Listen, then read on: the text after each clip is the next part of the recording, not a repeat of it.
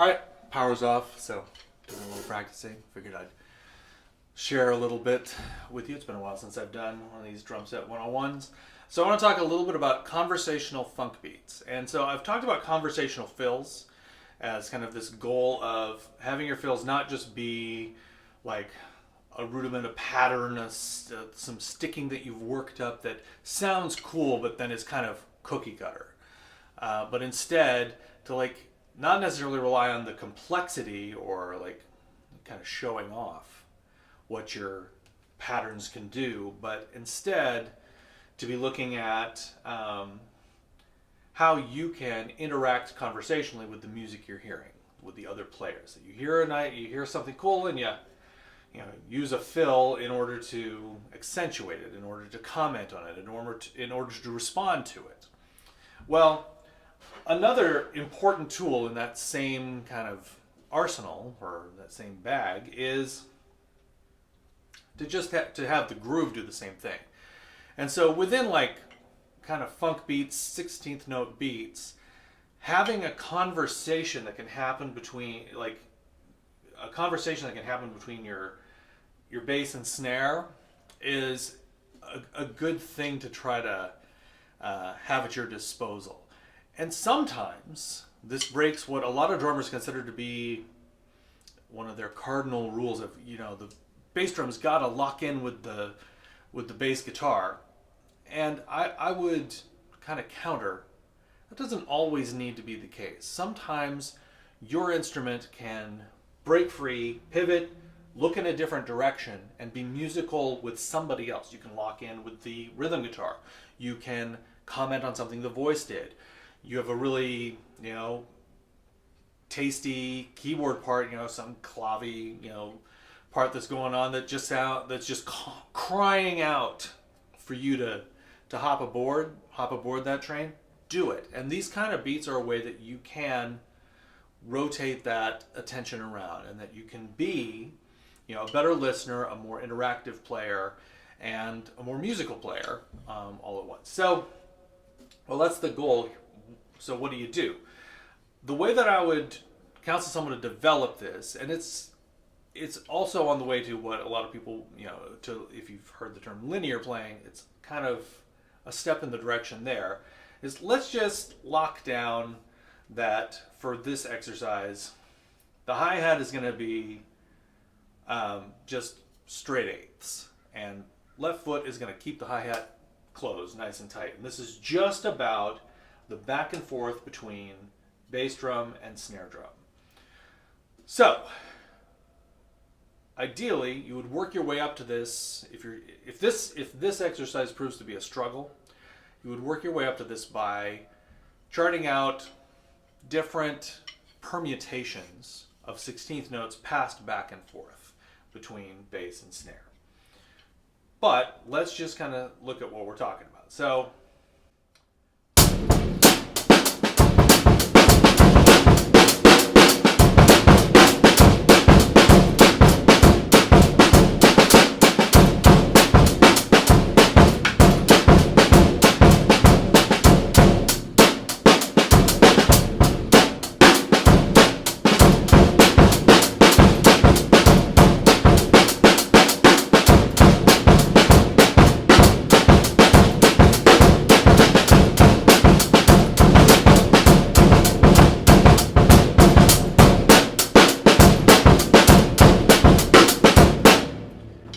So, while I was doing that, just diving in, what I'm doing and what I'm thinking about and what I'm focusing on is that, like I said, that conversation. I'm in my head going, dun dun gato ban da go da ga do dum boom bapo bap bap bap, and it's a combination of things I hear and ideas I have for how I might break the pattern or introduce something new.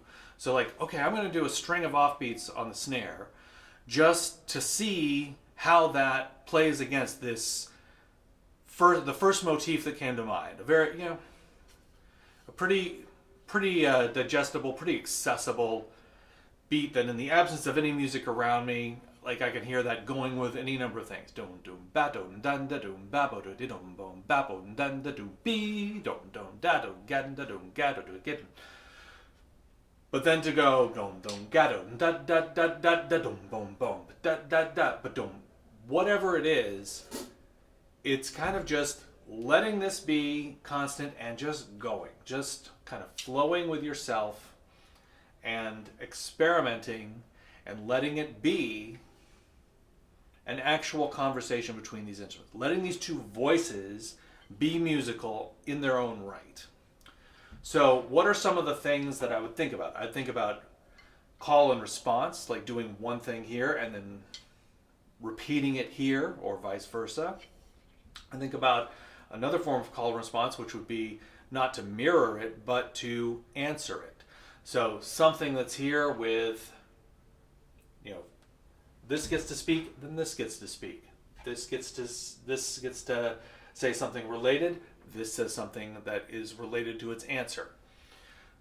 Introducing motifs, returning to motifs. So once I establish that dum dum dago dun dago dago da gedum bum babum dun da do be, I'm going to come back to that from time to time. Like when you just want to kind of balance. Okay, it's been long enough that I've been kind of improvising something else, and I'm going to go back to that. But I'm going to keep in mind what I can from what I improvised, such as the notion of offbeats. So as I went dum dum ga dum dun da dum ga dum da dum ga dum dun da dum be, and then tried to ba ba ba ba ba ba dum boom ba ba ba ba ba ba doom. I might come back to that and think, okay, boom boom boom boom boom ba ba ba boom, like reverse it. So you just kind of get compositional ideas in your mind, whether it's the kind of free form, this is something I hear, or a little more analytical, this is something that I construct analytically, such as the idea of offbeats. Go with offbeats and think what that is. I might instead let's do groups of three, let's do a polyrhythm where we're doing groupings of, if you could put it together, I'm going to do little groups of 5. Now this is the restraint here, or the constraint here, is to restrict it to hi-hat, bass, and snare. And the reason for that being that I want to prepare myself to be that creative with fewer voices and the character of a groove.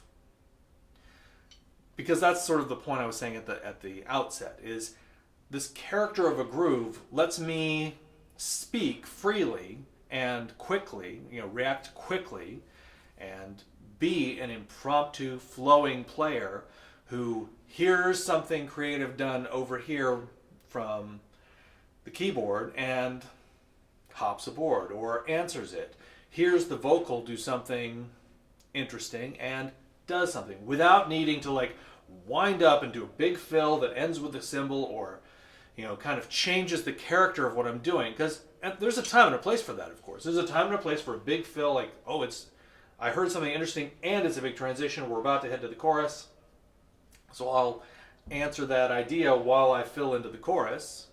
And these are all decisions you're making in split-second decisions, just kind of going with gut instinct. But you want to have the options before you, that I can have a conversation just simply while staying in the pocket, holding down the groove.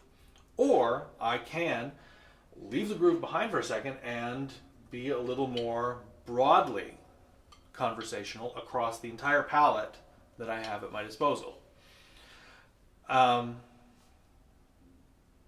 Having both things is important, and you want to be able to exercise your judgment and not just say, I have to stay within a fixed groove if I'm playing this way, and otherwise I only get freedom at other times. You can take some freedom when you're playing the groove too. Anyway, it's a lot of talking, but hopefully that makes some sense. Hopefully you can incorporate that into your own playing, or you can see some places where that might be useful for you. I'll kind of end it with, I'll do a little bit of a call and response with you. Like I'm going to do a little idea, and then I'm going to leave it open. And if you are inclined to play along, then you can kind of play off of. You can either imitate what I did, or you can answer it in your own way. Let's have just a little bit of fun for a couple minutes, and then let's call it a video. Okay, so I'll go back to that same thing. 2, 3, 4.